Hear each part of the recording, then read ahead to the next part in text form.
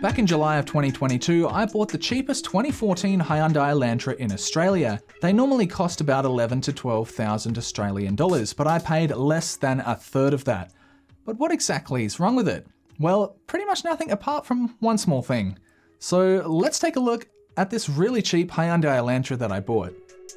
When I went to pick this car up, the first thing that caught my attention was simply how dirty it was. It was clearly driven as a daily driver for many years without too much care taken for the cosmetics. And there's even a little statue on the dash, glued and baked on by years of Australian sun. There's hair, crumbs, food stains, and just about everything you'd expect from a car that carried a young child. We've got lots of literal dirt in the boot for good measure as well. It definitely needs a good cleaning. The front headlights are also very much fogged over, and the paint has signs of neglect also. So what was the problem I alluded to before? Well, take a listen for yourself. At least one of the 4 cylinders is slapping, or you could say knocking. The problem is that one of the pistons is slapping inside the cylinder, essentially slightly hitting the wall a bit, and it's not really supposed to do this. And it seems to be a common problem between 2011 and 2015 in this particular engine. Hyundai seemed to be somewhat aware of this problem, but they never offered any recalls and made it very difficult for people under warranty to get their engines replaced. I did hear of some people actually getting the engines replaced free of charge. Problem is, this is a terminal engine problem. I'm out of warranty, and I'm not going to have any luck going through Hyundai to get any sort of repairs done. The best thing I can do without replacing the whole engine is putting in engine protectants and running a thicker oil. This will hopefully reduce the wear and help lubricate the engine and reduce wear on that particular cylinder. Anyway, let's put those things in and see how we go. And before we give this car a wash, I'd like to tell you that today's video was made possible thanks to Intel and their 12th gen Nook mini computers. This one features a powerful 12-core i5 processor, 32 gigs of RAM, and really fast storage. If you're after a tiny PC that packs a punch, then definitely consider one of these. Links in the description below if you'd like to know more. A thorough cleaning of the inside and outside was first in order. Whether it's a car or a computer, I simply can't be using it while filthy. And I simply can't be breathing in air through this well past usable cabin filter. Thankfully, a new one is dirt cheap and super easy to replace in most vehicles. And over the months of ownership, I continued to clean the paint and wash the car regularly. Using a pressure sprayer with a foam cannon never gets old and makes cleaning super fun. One area most people never clean is under the license plate. Years of dirt and gunk have thankfully not damaged the paint, but I really don't like the surrounds from this car yard. Personally, it'd be better if they weren't here at all. It's a cleaner look without them, and the plates themselves come up looking a lot wider as well. A definite improvement without too much effort.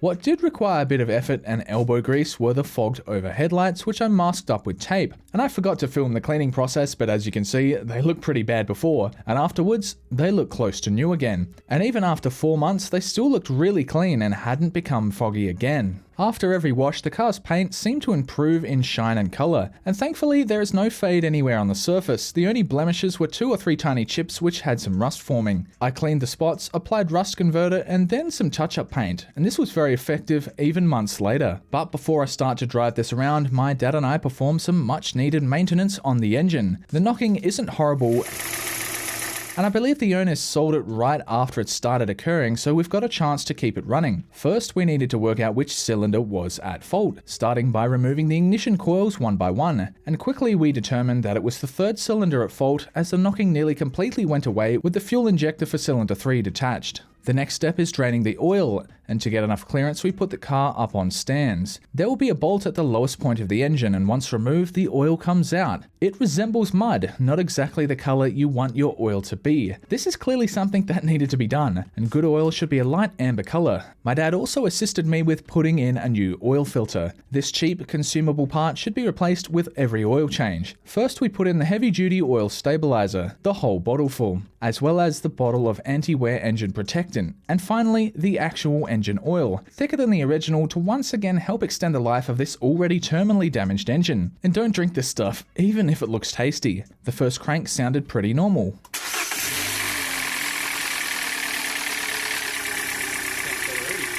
These engines normally sound like this from experience, and then we carefully move the car down the 30-year-old homemade ramps without damaging the bumper. And going through a few different rev ranges, it sounded pretty normal.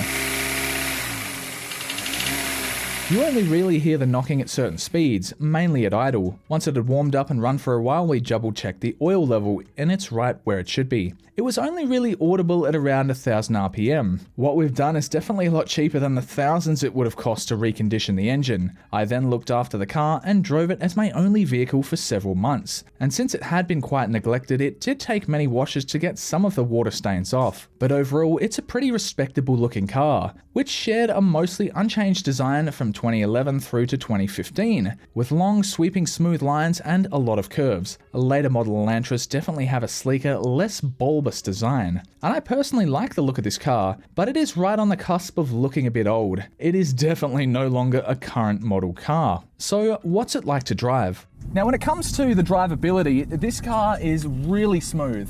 And I know how these are supposed to feel, and this still feels like a new car. Apart from the obvious ticking noise that we'll occasionally hear, it's honestly basically no different. It drives really good. There's a lot of performance for a 1.8 litre engine, and I've taken it up through the hills on the way to do some camping down the river, and honestly, it's a lot of fun to drive. I really like it, and you can obviously switch over to the Tiptonic shifting if you really want to give the gears a good whirl, but considering this has potentially engine-related problems that may cause it to permanently fail eventually, I probably don't want to push it too hard. After the first 1,000 kilometers, it burnt none of the oil whatsoever, and it ran incredibly well, and apart from that little ticking noise, there's really nothing to complain about. But of course, something was bound to go wrong. So yeah, it is shuddering quite a bit right now, as you can sort of feel. Yeah, it's definitely shuddering quite a bit now, and oh my god. Oh, let's hope we make it home. If this blows up, I'm suing you. Suing me? From the grave. I'll just take the engine out of your car. Yeah, it was shuddering quite a bit, and the check engine light was now on. I limped home quite cautiously. This was literally days after I just fixed up and sold that Ford Falcon I made a video on, so I was quite disheartened. It was definitely not firing on all cylinders, literally. It was now time to diagnose the problem. And unlike a lot of modern cars, this one is super easy to work on. Initially, I thought it could be a failed fuel injector, or maybe even a failed ignition coil. And oh boy, it didn't sound very good. You could tell it was running on 2, maybe 3 out of the 4 cylinders. And by pure chance, I thought I would start by checking the already damaged cylinder. Which, what do you know, was seemingly not getting a spark. Each cylinder has an individual coil, super easy to remove and replace, and to determine that it had actually failed, I switched the middle coils. It also looks as if the middle 2 ignition coils are original, with 1 and 4 being replacements. And yes, it was a failed ignition coil.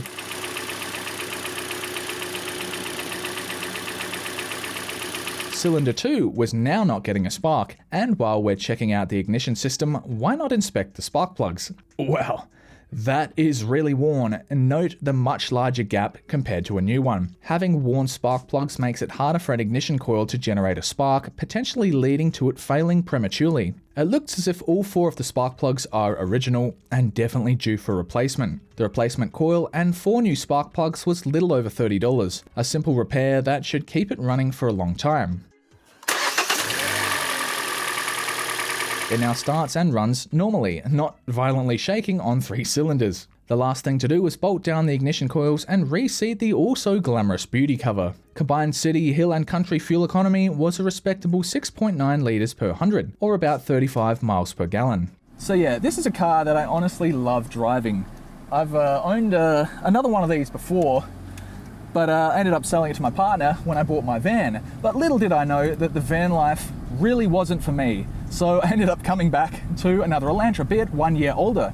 But it's essentially the same thing without the alloy wheels. So yeah, this has just got some basic hubcaps that don't really matter if you scratch them up. And they came pre-scratched up. So at least that's something I don't have to do myself. There's something so appealing about a cheap, simple, economical car, and for nearly 6 months I drove this as my main vehicle. The only maintenance it required was 2 new front tyres, which weren't all that expensive either. But very recently I noticed the airbag warning light would stay on most of the time, somewhat concerning, and my scan tool interfaced with the car but couldn't seem to detect any fault codes. I tried the most likely thing, the connectors under the front seats. These can become dislodged while adjusting the seats or by accidentally putting something under there.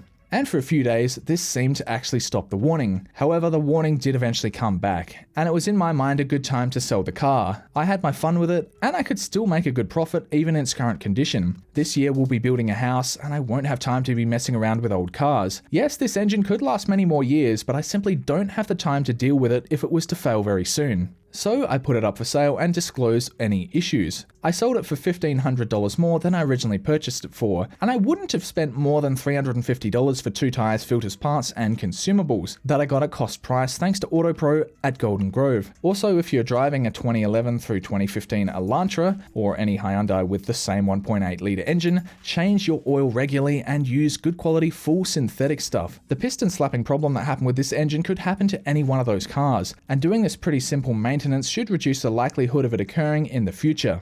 Now, because this is an 8-year-old car, you're not going to have all the same infotainment sort of systems that you'd have on a car released in recent years. It does, of course, have Bluetooth and even a CD player, which is something that pretty much no cars would come with these days. And honestly, it's been a lot of fun driving it around, but it is a little scary knowing that the engine could blow tomorrow or in a few years' time. That's the sort of gamble I've been taking, but it doesn't drive any differently to an Elantra that doesn't have the problem. So honestly, it's still a great car to drive. For such a cheap car, it's honestly a pleasure to drive, and even with the terminally damaged engine, there is no difference to performance whatsoever, and this car could still go for years and years to come. Anyway, thank you very much for watching. We'll have more tech-related stuff coming to you very soon. Have a good one.